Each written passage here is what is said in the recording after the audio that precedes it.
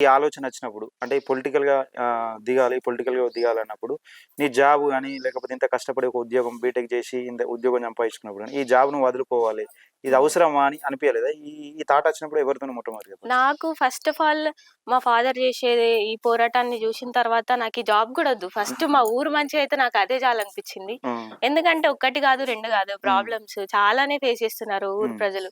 ఎప్పుడొచ్చినా ఇండ్లు కనిపిస్తే గాని దాని ఎనకాల చాలా అప్పులు చేసుకుంటూ హ్మ్. వాళ్ళంత కష్టపడుతున్నారు. నాకు గూడా మా ఊరంటే చాలా ఇష్టం. వాటికి ఏదన్నా ఒకటి మంచి చేయాలి. ఎంత చదువుకున్నప్పుడు కొంచెం మనం గూడా మంచి చేయాలని అవును. నాకు.